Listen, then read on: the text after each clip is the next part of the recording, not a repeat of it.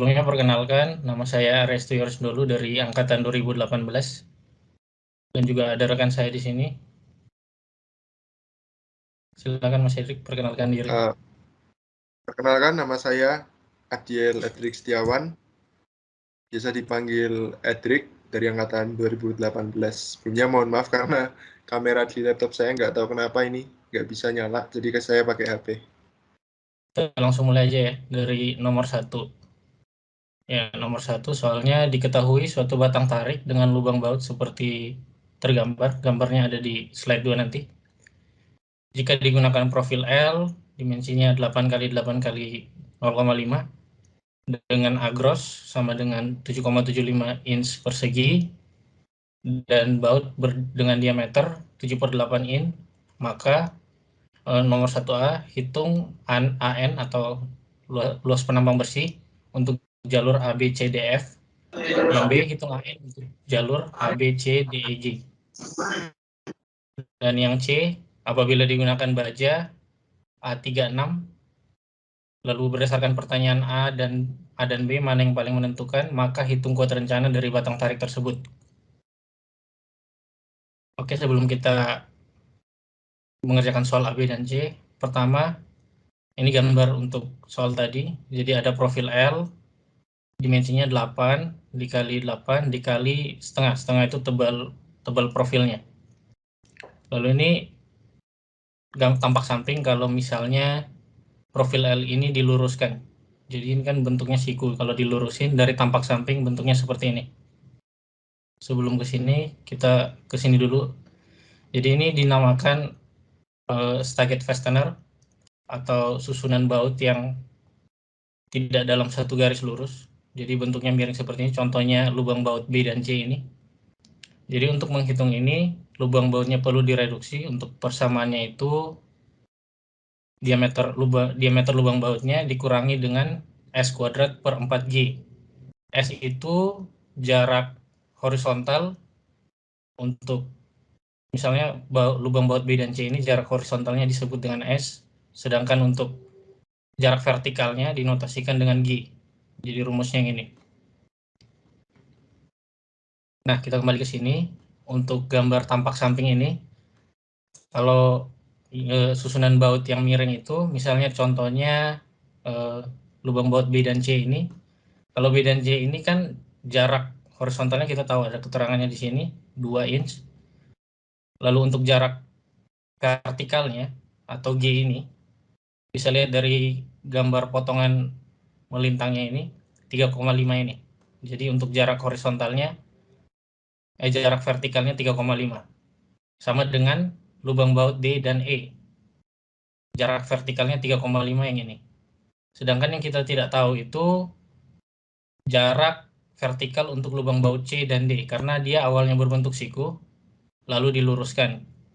Nah, untuk menghitung jarak vertikal lubang baut dan C ini, perhitungannya seperti di bawah ini. Jadi G untuk C dan D, 3. 3 ini jarak dari lubang baut C ke tepi siku ini, ditambah 3. 3 yang kedua ini jarak dari lubang baut D ke tepi siku ini. Dikurangi 0,5. 0,5 ini tebal dari profilnya. Jadi jarak vertikal untuk C dan D itu sama dengan 5,5 inch. Lalu selanjutnya menghitung diameter efektif baut. Jadi tadi dalam soal itu diameter bautnya itu 7/8. Kalau berdasarkan ketentuan, jika diameter bautnya kurang dari 1, maka untuk lubang bautnya itu ditambah diameter efektif bautnya ditambah 1/8. Kalau misalnya sama dengan atau lebih dari 1, ditambah 3/16. Karena diameter bautnya 7/8 itu kurang dari 1, maka ditambah 1/8. Hasilnya 1 inch. Sampai di sini ada yang mau bertanya? Halo Mas, saya ingin bertanya Mas. Ya, gimana? Itu yang GCD itu kenapa dikurangi 0,5 ya Mas? 0,5 ini tebal profilnya.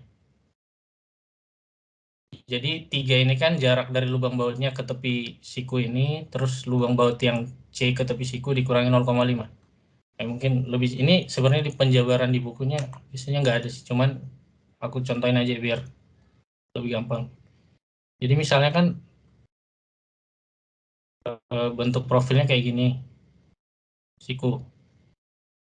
Kalau misalnya dia punya, kalau mau dibuka berarti potongannya itu yang ini. Jadi ini dia sama dengan bentuknya jadi kayak gini kan.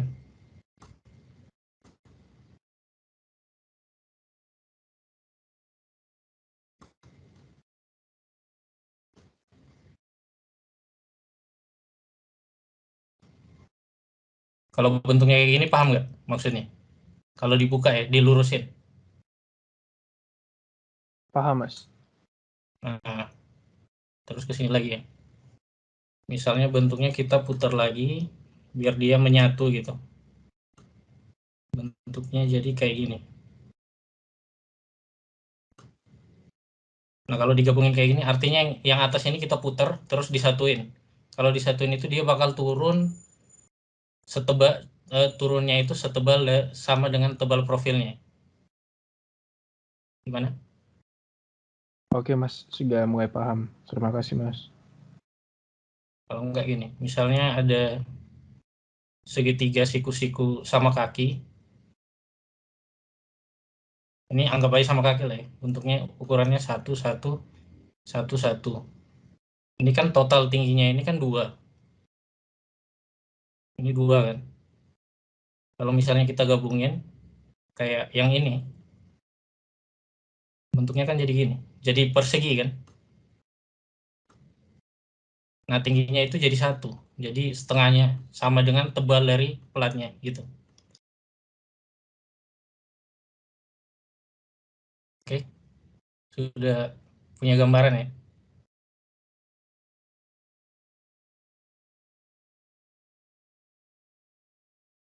Oke, dilanjut lagi untuk nomor 1A, hitung AN untuk jalur ABCDF.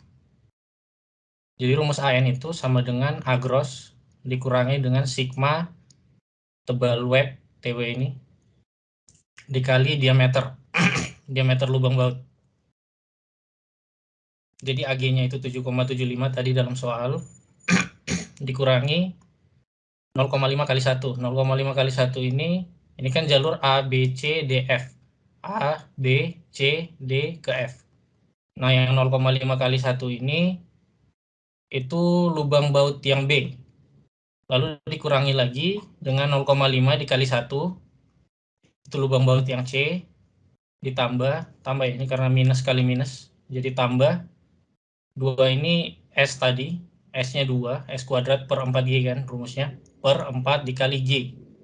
G-nya yang di sini 3,5 karena jarak vertikal untuk lubang baut B dan C itu kalau dari soal tadi kan 3,5. Kita ketahui itu. Lalu dikurangi lagi 0,5 dikali 1. Itu lubang baut yang D.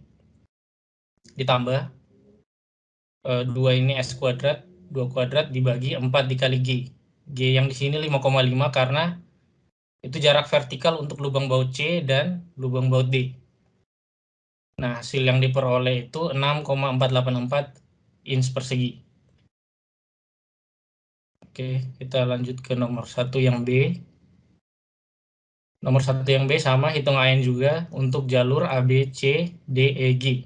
A ke B, ke C, ke D, ke E, terus ke G. Rumusnya juga sama, A gross dikurangi sigma tebal profilnya dikali dengan diameter. A grossnya 7,75 dikurangi 0,5 kali 1. Ini untuk lubang baut B. Dikurangi 0,5 kali 1 ini lubang baut C. Ditambah 0,5 dikali, kan S-nya semua sama ya, jadi tetap pasti 2 semua. 2 kuadrat dibagi 4 dikali G. G-nya 3,5 itu jarak vertikal untuk lubang baut B dan C. Lalu dikurangi lagi 0,5 kali 1, itu lubang baut yang C. Ditambah 2 kuadrat, 0,5 dikali 2 kuadrat dibagi 4 kali 5,5. 5,5 ini jarak vertikal lubang baut C dan D. Terus dikurang lagi 0,5 dikali 1, itu lubang baut yang E. Terus ditambah 0,5 dikali 2 kuadrat dibagi 4 kali G. G itu jarak vertikal untuk lubang baut D dan E. Nah, hasilnya 6,127 inch persegi. Jadi untuk soal nomor 1 A dan B udah selesai. Kita lanjut ya ke yang C. Nah, untuk soal C, apabila digunakan baja A36 berdasarkan pertanyaan A dan B mana yang paling menentukan, maka hitung kekuatan rencana dari batang tarik tersebut. Nah, tadi kan kita menghitung AN untuk dua jalur kan. Dari dua perhitungan itu, diambil itu yang paling kecil. Jadi yang kita pilih itu yang jalur A, B, C, D, E, G. AN-nya sebesar 6,127 inch persegi. Nah, untuk menghitung kuat rencana batang tarik, jadi batang tarik itu bisa gagal itu kalau dia mengalami rupture atau patah dan juga mengalami deformasi yang berlebih. Maka untuk persamaannya ada dua, PN untuk rupture dan yield. Yang pertama untuk rupture itu rumusnya 0,5 kali tegangan ultimate dikali luasan efektif. Nah, luasan efektif ini itu sebenarnya sama dengan anet ini dikali faktor reduksi. Ada faktor reduksi U, tapi karena dalam soal tidak diketahui, maka luas efektif ini langsung kita samakan saja dengan luas bersih ini atau AN ini. Jadi sama dengan 0,75 dikali tegangan ultimate dari baja A36 itu 58 kip square inch dikali A efektif yang tadi sama dengan anet itu 6,127 inch persegi. Jadi didapatkan 266,525 kips. Lalu untuk menghitung PN yang yield, rumusnya 0,9 dikali tegangan leleh dikali A gross. Nah, itu sama dengan 0,9 dikali tegangan leleh untuk baja A36 itu 36 kip square inch dikali A gross tadi 7,75 inch persegi. Maka didapat 251,1 kips. Nah, dari dua perhitungan ini yang kita ambil sebagai kuat rencana itu ada yang paling kecil. Maka yang kita pakai sebagai kuat rencana itu 251,1 kips. Oke, itu untuk nomor 1 A, B, dan C. Nah, ini soal nomor 2. Diketahui suatu batang tekan dengan panjang seperti tergambar. Jadi ini gambar ada sumbu X dan sumbu Y. Panjang untuk X-nya 24 feet dan untuk sumbu Y-nya 24 feet juga. Jika digunakan profil W, ini profil W, ini penampangnya. Dengan data sebagai berikut. A gross-nya sama dengan 19,1 inch persegi. Jari-jari girasi sumbu X-nya 5,283 in dan jari-jari girasi sumbu Y-nya 3,018 in. Baja yang dipakai A992, modulus elastisitas baja 29.000 kip square inch. Lalu suruhannya, maka hitung kuat rencana batang tersebut.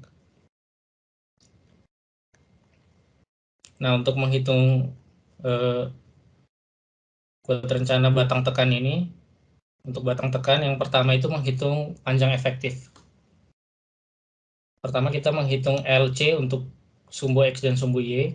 Jadi LCX itu atau LCY itu sama dengan K dikali panjangnya masing-masing. K ini koefisien panjang efektif. Karena di sini tumpuannya di soal ini untuk sumbu X dan Y jepit-jepit, maka nih koefisien panjang efektifnya dipakai 0,5. Yang pertama untuk LCX 0,5 dikali panjangnya tadi 24 feet, hasilnya itu 12 feet atau sama dengan 144 inch. Jadi dari feet ke inch dikali 12. Untuk LCY juga sama karena panjangnya sama, itu sama dengan 144 inch. Lalu langkah selanjutnya menghitung rasio kelangsingan untuk sumbu X dan sumbu Y. Jadi rasio kelangsingan untuk sumbu X itu LC dibagi dengan jari-jari girasi, sama juga dengan Y. Jadi untuk sumbu X 144 dibagi jari-jari girasi X, itu 5,283, hasilnya 27,257. Lalu untuk rasio kelangsingan Y sama juga 144 dibagi dengan jari-jari giras Y 3,018, hasilnya 47,714. Nah, karena kedua rasio kelangsingan ini kurang dari 200 berdasarkan ketentuan, maka batang ini aman dari segi aspek kelangsingan. Nah, lalu untuk rasio kelangsingan yang akan kita pakai untuk perhitungan selanjutnya itu yang paling besar, yaitu 47,714. Kita lanjut. Selanjutnya kita menghitung 47,1 akar modulus elastisitas dibagi dengan tegangan leleh. Ini untuk dibandingkan dengan rasio kelangsingan nanti. Jadi 47,71 dikali akar 29.000 kip square inch atau modulus elastisitasnya dibagi dengan tegangan leleh dari baja A992 tadi, itu 50 KSI juga, sama dengan 113,432. Setelah itu kita menghitung tegangan Euler. Nah, rumus tegangan Euler itu P kuadrat dikali modulus elastisitas dibagi rasio kelangsingan dikuadratkan. Sama dengan P kuadrat dikali modulus elastisitasnya 29.000 dibagi rasio kelangsingannya yang kita pakai tadi itu 47,714 ini kuadrat. Nah, hasil tegangan Eulernya 125,72 KSI. Selanjutnya kita menghitung tegangan tekuk kritis profil. Nah, karena tadi kita menghitung yang ini 4,71 akar E per FY ini untuk dibandingkan dengan rasio kelangsingan. Karena rasio kelangsingan kita yaitu 47,714 itu kurang dari 4,71 akar E per FY ini atau 113,432 ini, maka persamaan untuk tegangan tekuk kritisnya itu sama dengan 0,658 di pangkat FY per FE dikali FY. Nah, FCR-nya itu sama dengan rumusnya yang pakai ini, 0,658 pangkat F yield untuk baja A992 tadi 50 KSI dibagi tegangan Euler-nya tadi yang kita hitung 125,72 dikali lagi dengan 50 atau FY-nya. Maka FCR-nya kita peroleh 42,33 kip square inch. Nah, FCR ini yang kita pakai untuk menghitung kuat rencana. Nah, rumus kuat nominal atau PN ini sama dengan FCR yang sudah kita hitung tadi dikali dengan A gross. Jadi sama dengan 42,33 dikali A gross-nya 19,1. Maka PN-nya didapatkan 808,56 kips. Nah, setelah itu kita reduksi lagi dengan 0,9. Jadi 0,9 dikali 808,56. Maka didapat 727,704 kips. Nah, jadi itu jawaban untuk nomor 2. Oke, jadi ini soal nomor 3. Ada sambungan las seperti tergambar. Dia harus menahan beban layan sebagai berikut. Jadi untuk beban matinya itu 10 kips, beban hidupnya 20 kips. Terus digunakan las fillet, ukurannya 3/16 inch, tipe elektrodanya E60XX. Kita diminta hitung panjang las L1 dan L2 yang dibutuhkan. Terus asumsinya kedua material itu punya ketebalan yang sama sebesar 1/4 inch. Mutu bajanya A36 gitu. Ini gambarnya ya. Nah, jadi langkah pertama yang harus kita lakukan untuk mengerjakan soal ini itu kita harus hitung dulu tuh beban ultimate-nya berapa PU-nya. Ya kan? Ini PU. Nah, PU itu P ultimate, beban ultimate. Nah, kita harus kombinasikan beban itu karena kan di sini kita pakai LRFD gitu. Nah, sebenarnya banyak tuh kombinasi pembebanan yang bisa kita pakai. Ini aku ambil dari SNI pembebanan. Ada 1,4D, ada 1,2D tambah 1,6L dan seterusnya. Cuma di sini kan kita di soal adanya beban mati sama beban hidup, ya kan? Dan yang paling menentukan itu sudah pasti kombinasi 1 sama 2 gitu. Kombinasi 1 1,4D, kombinasi 2 1,2D tambah 1,6 L tambah 0,5 LR atau S atau R, ya kan? Ini LR atau S atau R itu kan nggak ada ya. Jadi kita pakai 1,2D atau 1,6 L. Untuk 1,4D itu kan besarnya 14, udah pasti lebih kecil dari yang 1,2 DL tambah 1,6 LL ini. Jadi kita pakai yang ini 44 kips ini dari kombinasi 1,2D tambah 1,6 L. Nah, untuk PU-nya dapat 44 kips gitu, teman-teman. Oke, dapat PU-nya. Nah, terus kita hitung kuat geser rencana lasnya gitu. Kenapa kita hitung geser? Karena kan ini benda ini ditarik gitu ya. Ini kan lasnya nih yang hitam-hitam. Duh, kurang tebel. Nah, ketebelan. Bentar. Nah, ini kan dia ada gaya P ke sana kan. Berarti otomatis si profil ini dia gerak ke sana. Ya kan? Nah, terus si base metal yang di belakang ini pasti kan dia ada aksi, ada reaksi kan, dia geraknya ke sini pasti. Nah, ini kan berarti terjadi geser gitu ya. Nah, untuk menghitung geser itu rumusnya ini E 0,60 dikali F EXX-nya dikali 1 tambah 0,5 sin pangkat 1,5 kali theta. Nah, theta ini apa? Theta ini apa namanya? Kira-kira jadi theta itu beban ini dia punya sudut berapa terhadap arah ini X gitu. Nah, di sini kan berarti udah kelihatan sudutnya 0 ya. Sudutnya 0. Jadi kita masukin tetanya 0. Kalau kita masukin tetanya 0, dapat persamaan ini 0,6 F EXX. Nah, elektrodanya kan E60. Jadi dia artinya itu punya kekuatan tarik sebesar 60 KSI, ya kan?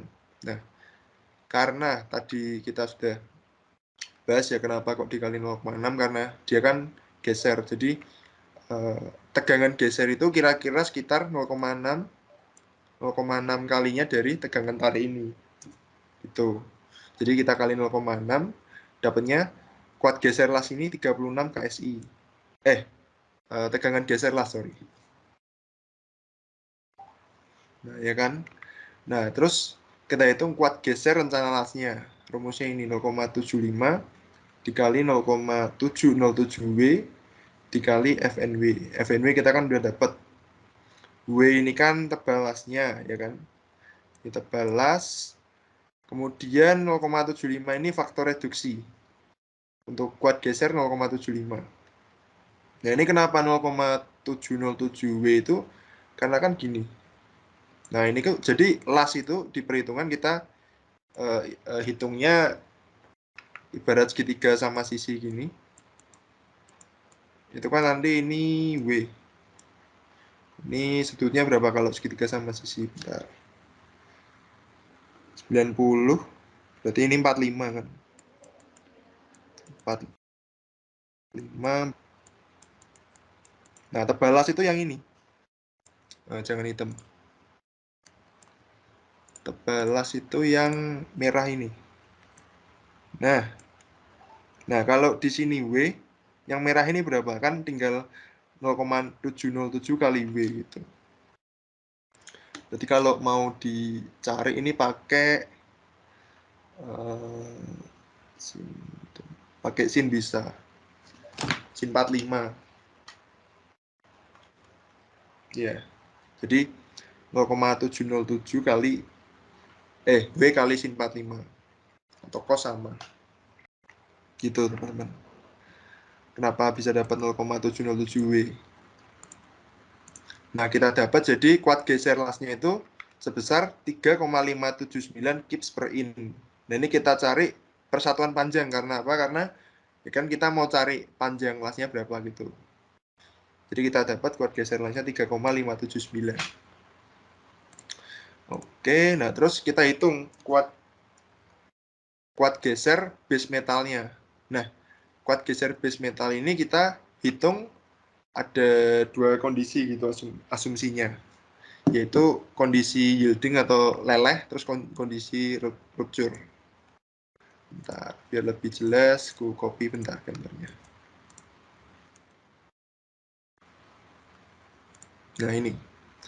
Nah ini rumusnya kan 1 dikali 0,6 FY dikali T. T itu kan tebal base metalnya. 1 ini faktor koreksi. Nah ini FY ini kan di rumus ini kita kali 0,6 kan. Kenapa nggak kita pakai FY aja gitu? Karena sekali lagi ini kita hitung gesernya gitu. Ini kan dia ada gaya gaya ke arah sini. Otomatis si base metal ini gayanya ke arah sini kan. Nah ini kan kalau ada dua gaya yang berlawanan arah gini ya udah pasti ada geser di situ. Makanya FY ini kita kali 0,6. Terus kita dapat kuat geser base metal dari kondisi yielding itu 5,4 kips per in. Itu. Nah, untuk kuat geser base metal akibat kondisi rupture itu rumusnya 0,75 kali 0,6 FU kali T. Kita hitung dapat sebesar 6,525 kips per in. Nah, dari dua nilai ini, kita ambil yang terkecil. Supaya apa ya? Supaya aman. Kan ibarat gini, kalau misal kita pakai nilai yang 6,525, pasti nanti kan dia udah gagal, apa ya istilahnya, gagal duluan gitu profilnya. Karena apa? Karena dia terjadi leleh di batas kekuatan 5,4 ini. Jadi kita ambil yang kecil. Gitu. Jadi kuat geser base metalnya 5,4 kips per in. Nah, jadi kita kan udah hitung tadi untuk kuat geser las kita hitung sekian 3,579 ya kan kips per in. Untuk kuat geser base metalnya itu 5,4 kips per in.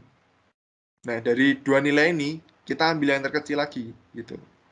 Jadi antara sambungannya atau lasnya itu sama base metalnya kita ambil nilai yang terkecil gitu. Jadi kita ambil di lasnya. Kita ambil kuat geser rencana dari kuat geser las gitu. Nah ini. Nah terus kita masuk ke hitungan panjang las. Oke, jadi kita hitung panjang las ini konsepnya sebenarnya kayak AS1 gitu teman-teman. Jadi misal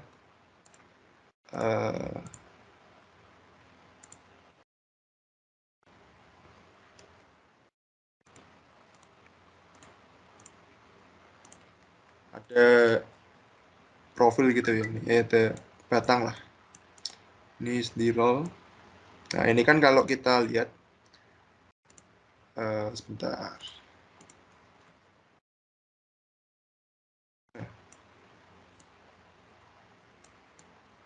Nah, sip. Nah, beban ini kan anggap aja si batang ini panjangnya sebesar L ini. Jadi dari sini ke sini L. Ini L. Ya kan? Ini gaya kira-kira di sini kan bebannya. Nah, kalau ada gaya ke atas sana berarti kan reaksi tumpuan otomatis ke bawah sini. Itu udah pasti itu.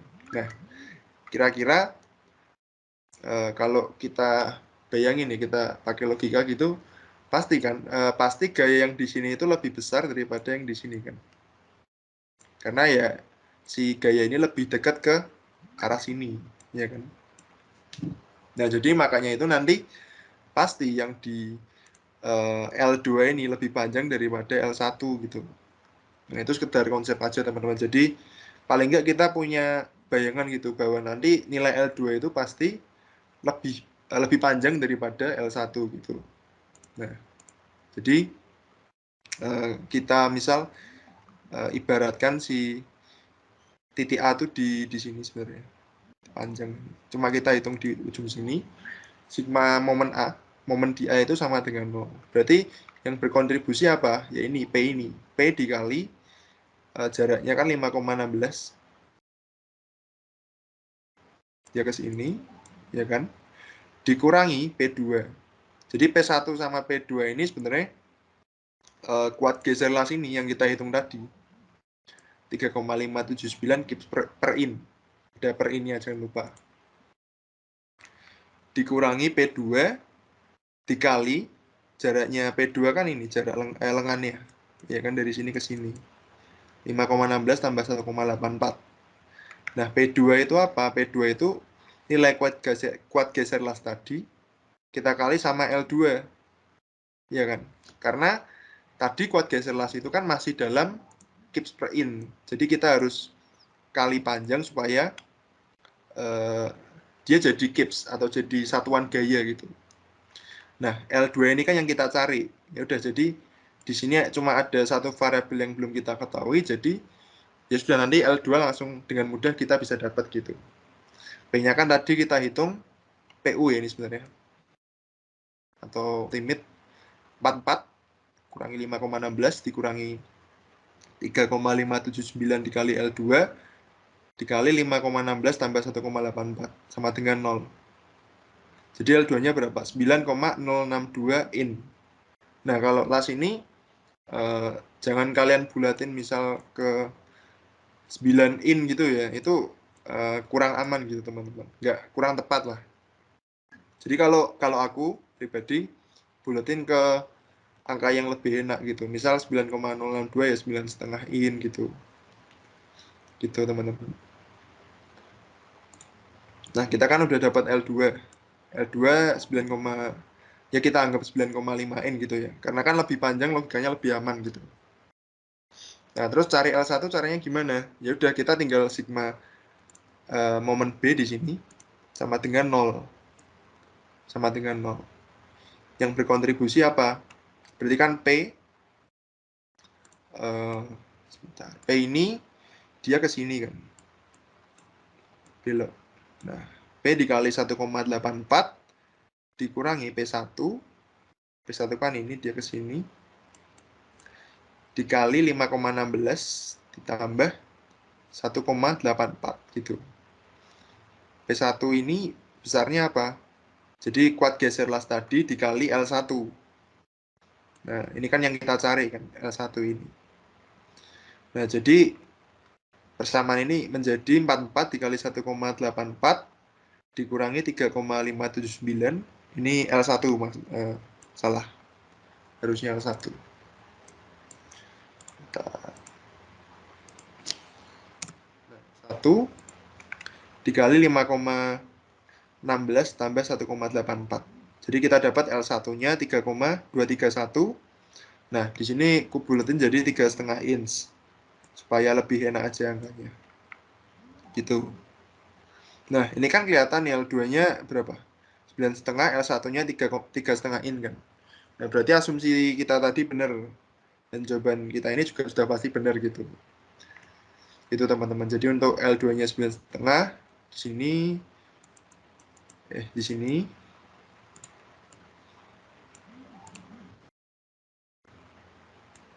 9,5. Ini L1-nya kita pakai 3,5. Gitu.